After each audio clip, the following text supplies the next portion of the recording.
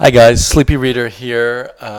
Exciting Saturday night. After a good day with the family, not enough energy to do anything else really.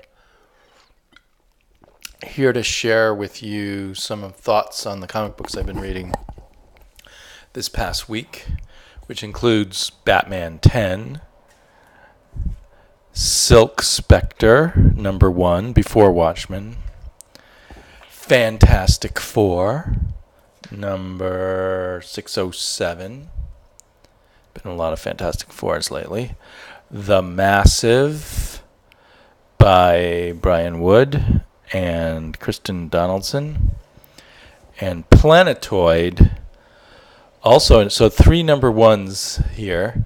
Planetoid, another new Image comic by an artist named Ken Gehring, and he did the writing and the art. I think he may have even done the coloring. This is going to be my episode of complaining about coloring. But I'll start with Planetoid since I already started. I kind of knee-jerk just picked this up because it was science fiction, it was from Image, it was an artist doing his own writing, which I'm always curious about. Some of the very best work has been by artists who could write. I'm thinking Will Eisner and Frank Miller off the top of my head, Jim Starlin.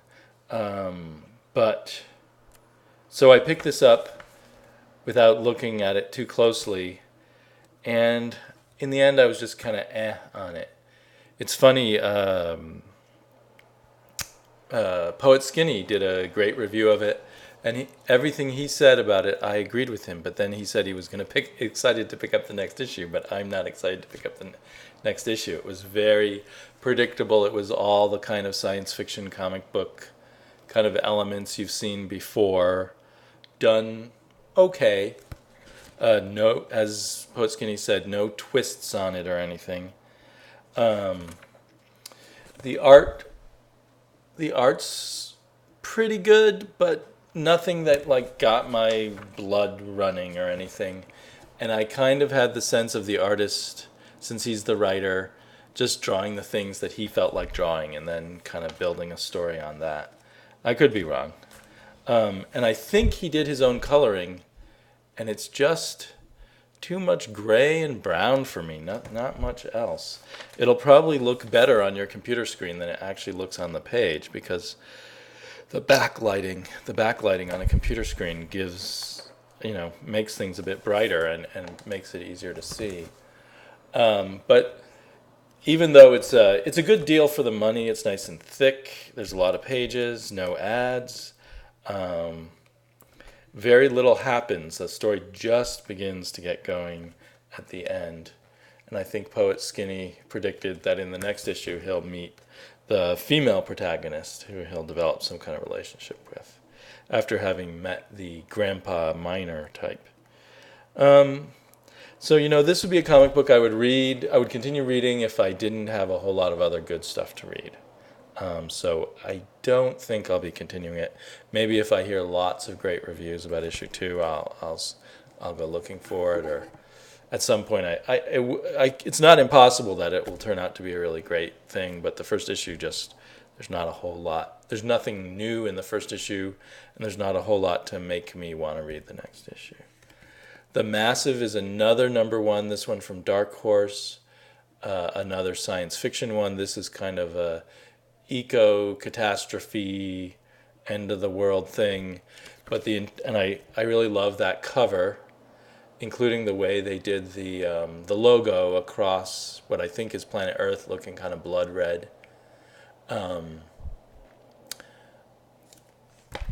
kind of a nice twist on the post-apocalyptic or end of the world kind of thing is that it all takes place at sea, and it's a ecological disaster, and so many things have happened that I think the sky and the air is so thick that they can't see very far.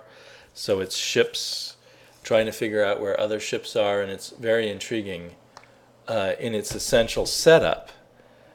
And the characters are kind of interesting too. There's a captain of the ship who's an ex-mercenary, but he's a pacifist now, and there's some other characters, a woman who seems very aggressive and assertive, who's kind of a good character. But I really had trouble following what was going on. I tried it has whole series of sort of backstory sequences that give you kind of the history of the eco destruction, and those are all in kind of brownish yellows. And then the rest of the story is kind of in grayish greens, except for their red jackets. So whenever we see this yellow, we're back in time, but I can't tell how far back in time. I can't tell where the timing of all the different parts of the story is, and yet that seems important to tell me stuff about the characters. And an interesting thing is with the three major characters, he tells you when they were born, just in the text. You know, it'll say Mag Nagenda, born in 1974, and the captain was born in 1966. So if this were happening right now, he would be about 46, I think. But this is happening at some time in the future. So why are we told when they were born? Because we're not told when now is, you know? Why tell us someone was born in 1966 when we don't know when the story's taking place? Is it taking place 2 years from now? Then he's about 50. The characters certainly don't look... There's the guy who's like 46 or 50. Oh, there he is. She's a bit younger than him, but not that young. So it's confusing. Unless this is some kind of alternate world where things went wrong around 2002, there's a few clues that might be the case. So I don't know if I'm going to continue reading this either because it's so hard to follow, despite the fact that there was all this text in the back. Giving us even more backstory. You don't even quite know this ship, what its mission is. It's environmental in some way, but there's no environment left to save. I'm not sure what their goal is, except that they're looking for another ship. I mean, all of that could be fixed in later issues. The thing I actually hated the most about it was the coloring. The only bright color that ever appears is this red, and it just seems to clash with all the other colors. And I get tired quickly of monochromatic coloring anyway. It only rarely works. One of the things it does work in is in Batman. The colorist here manages to pull off the really dark look and find enough color palettes to keep things dark but interesting. And the colorist on this, I was shocked to see, is Dave Stewart, who I believe is one of the best colorists in comic books. But just whatever they decided to do in terms of color on the Massive, it doesn't work. So the Massive is also kind of now a kind of a wait and see for me. It's funny that it seems like there's a lot of new science fiction coming out in comics from the smaller comic book companies like Dark Horse and Image and Boom. And I love science fiction, so I guess I'm kind of picking them up without... Maybe I should look them over a little more before I pick them up or watch more reviews. The only one of the new #1 science fiction books that I really liked was Higher Earth, so I'm looking forward to that one. And part of what I was going to say, that it's funny that so much science fiction is coming out. I guess science fiction is still pretty popular in movies, but if you follow science fiction literature, the book publishing world... science fiction sells terribly right now, really badly. If you look at a science fiction section in a bookstore, and what bookstores are left, it'll be mostly these urban fantasy romances and Lord of the Rings style fantasy books. You know, the king of those being George R.R. Martin with The Clash of Kings and all of those books. But there's science fiction itself. Is dwindling down to very little at this point. People aren't buying science fiction. Readers aren't. Maybe they are in comic books. I hope so. I love science fiction. So I'll keep an eye on these books to see if they develop in ways that interest me more. let's see how to order this. Next, I guess I'll do Silk Spectre. In a way, I feel like I shouldn't even cover Silk Spectre because there was most of you may have already seen the really great video that Howlermouse devoted to it, and he did just a great analysis of it, and caused me to go back and reread it a bit and appreciate it a bit more. I think that my take on it at this point boils down to that it's much more successful than the first Before Watchmen that came out, Night Owl, in terms of the first issue, judging them again, that it both recapitulates some of the qualities of Watchmen better, particularly in the art. There's the whole much more of a reference to the way Dave Gibbons did art in this grid, but it also breaks away from Watchmen in a better way. It creates its own story with its own vibe, and it seems to be going off in a direction that isn't really like what Alan Moore might have done, but is very legitimate on its own. The artwork within this grid is beautiful and not really like Dave Gibbons, except in the sense that the artist really cares about what she's doing and puts great effort and detail in it. And when it breaks out of the grid, like in the heroine's little fantasy sequences here, when she's imagining getting married in her first conversation with the boy she has a crush on, or here when she's picturing her and her mother, what she feels like they're really like, the devil mother and the devil daughter driving home. She breaks out of the mode that comes from Watchmen in creative and unique ways. On the other hand, there's a lot of cliches here. The hunky guy who really has a crush on you, even though you're an outsider, and the mean popular blonde who tries to bully you and push you away at the diner. It was almost too familiar, and even though it has lots of great details, even within those cliches, I'm complaining about it, but then I'm looking at this great picture where she feels, showing her feelings there. So I felt like this was a character, because of some of the high school cliches that I had trouble relating to, but at the same time I thought it was an extremely well done book. And I am intrigued because they're going off to San Francisco in a brightly colored minivan at the end of this issue. So I think I probably will be picking it up again. Still a little bit on the fence, because even though it's obviously a really well done book, I don't relate to it too deeply yet. But it may, it's hard to know at this point. How many issues are there supposed to be of this? It doesn't say. Oh, 1 of 4.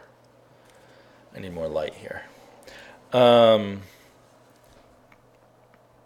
So if I hadn't already picked up issue 1, it might have been one that I would wait for a trade, because it may turn out to be a really good story when it all comes together, or it may have too many cliches in it. It's hard to say right now. It's interesting that it is a collaboration between Darwin Cook and Amanda Conner, kind of fitting my idea that that often tight collaborations come up with the best stuff. I'm assuming Amanda Conner and Darwin Cook plotted it together, and Amanda Conner may have felt a lot of freedom in the way she approached the art in telling the story. But who knows how they did that. I also sense with Batman a very tight collaboration between the artist and the writer.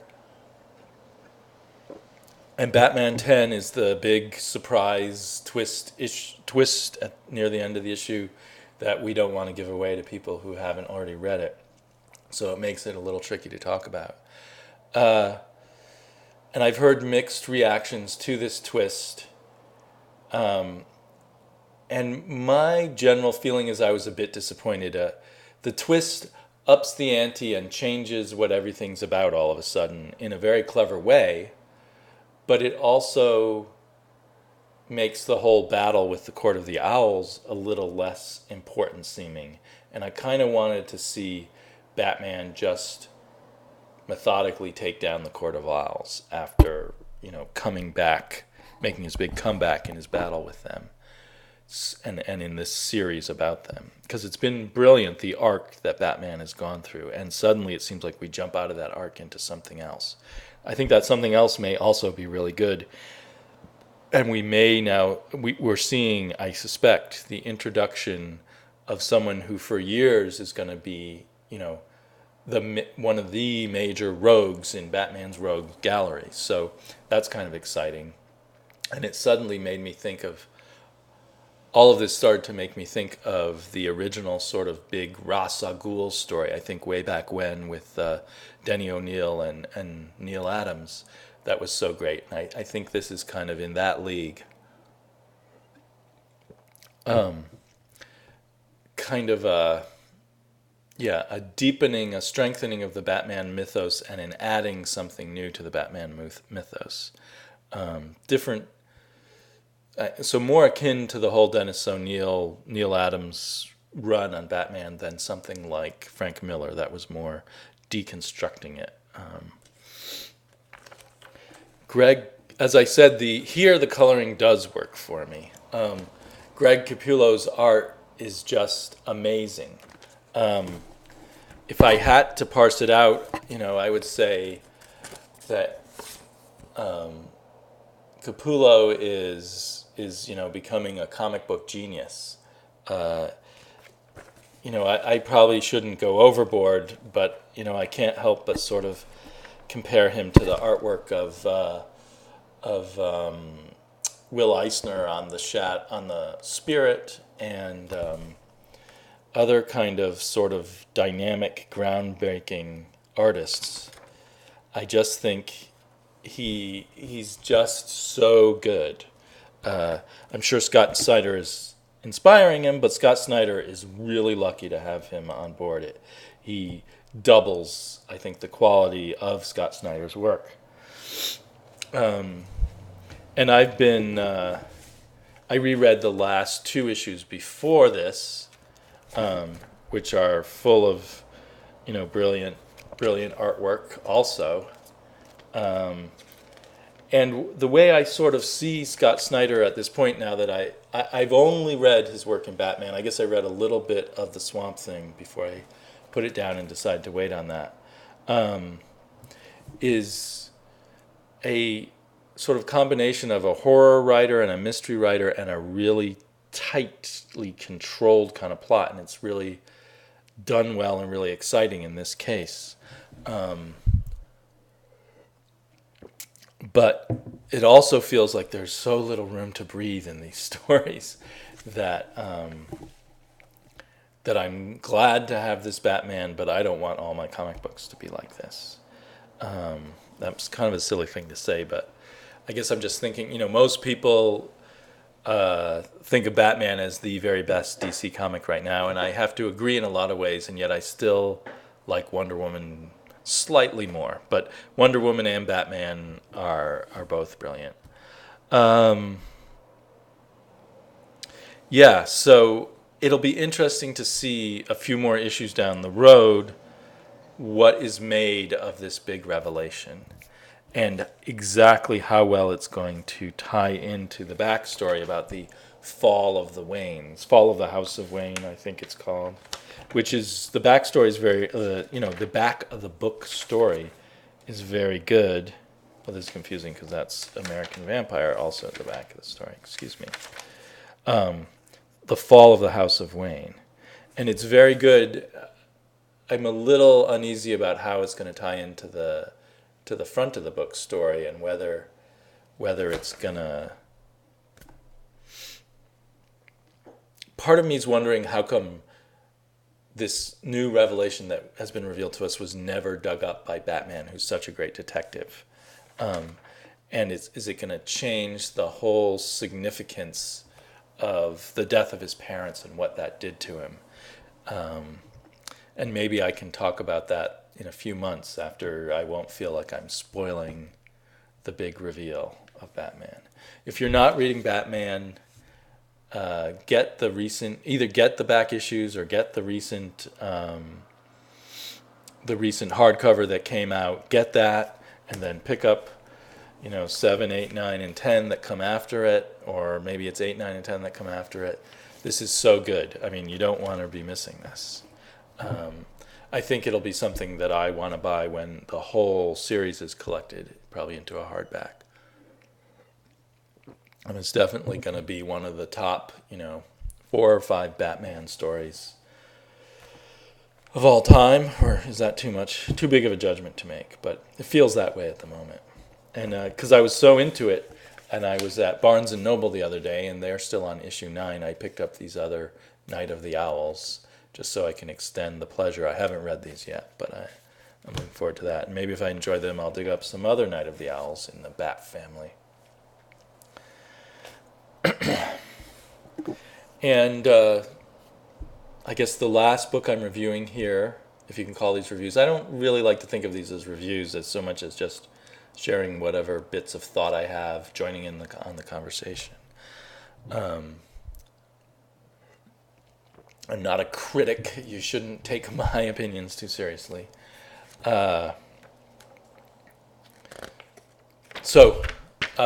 Fantastic Four, another very solid, good issue by Jonathan Hickman, continuing his run during this period where he's doing relatively lighter, shorter stories than what he did before. This one is at least to be continued in one more issue, and as obvious from the cover, features the Black Panther. The whole story takes place in Wankada, and it made me realize what a brilliant creation the Black Panther and Wankada is. I mean, this sort of secret country in Africa that's, hundreds of years more advanced than the rest of the world. It's really cool.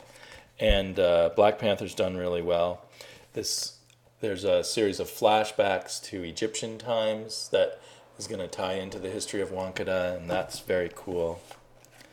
I don't know if I'm saying the name of the country right, Wankada.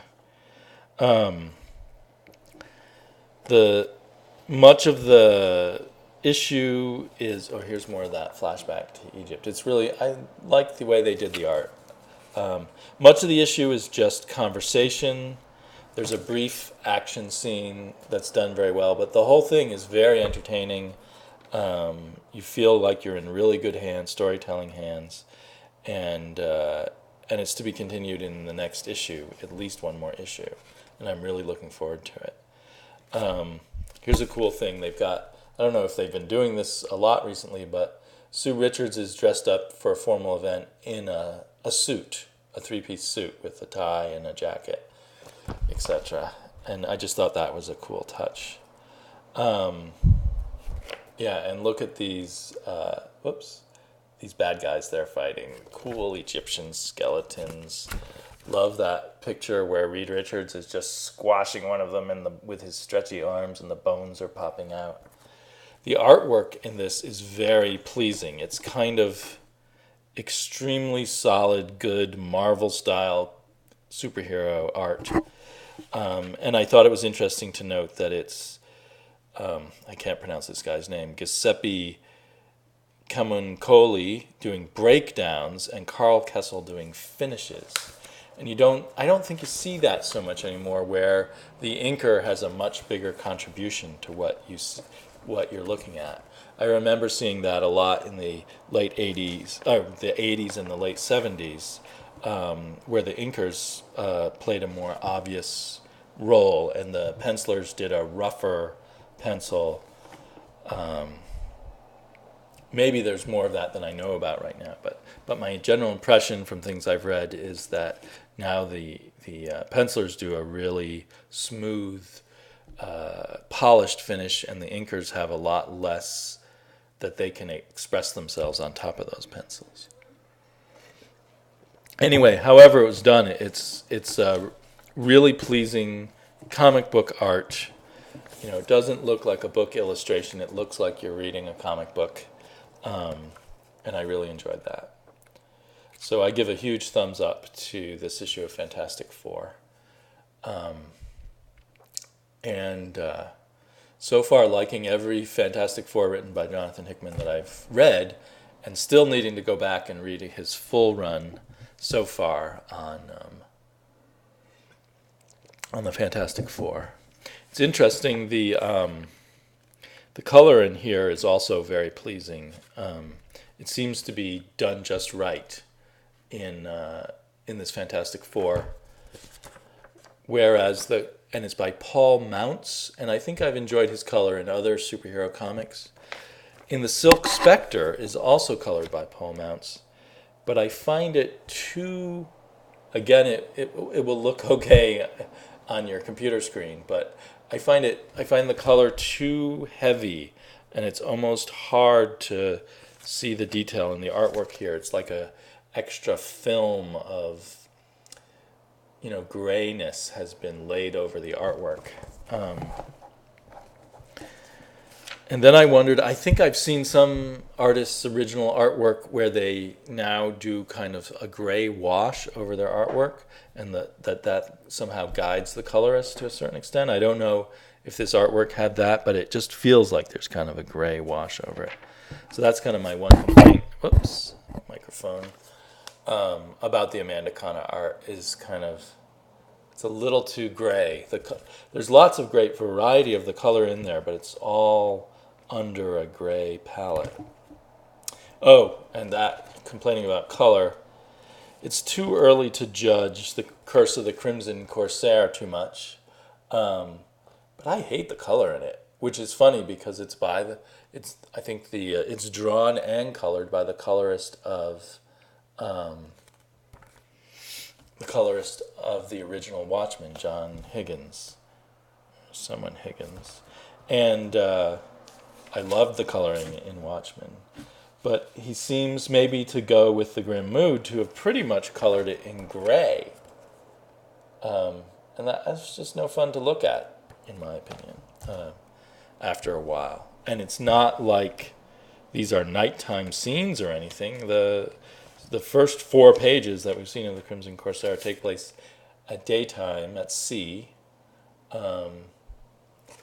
and anyway, and they're all gray. So I don't know what it is with coloring. Just in this age of digital coloring, there's lots of fantastic coloring and there's lots of bad coloring.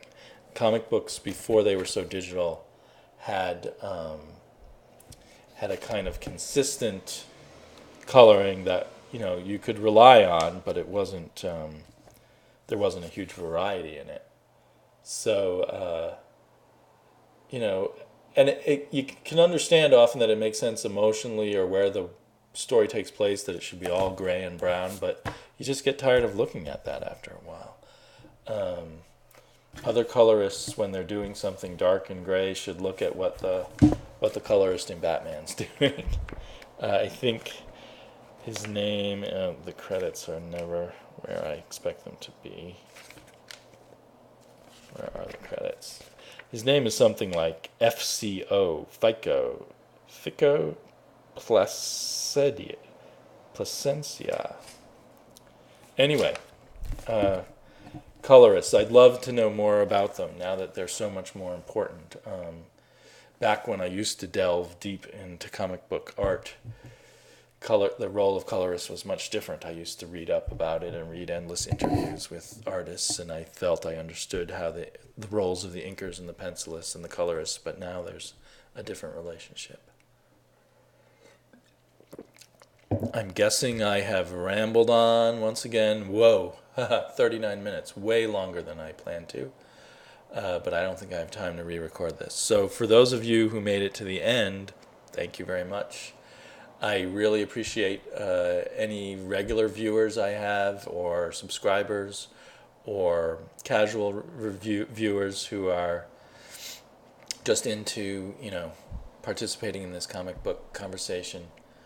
So I will be talking to all of you again soon. Peace in, peace around.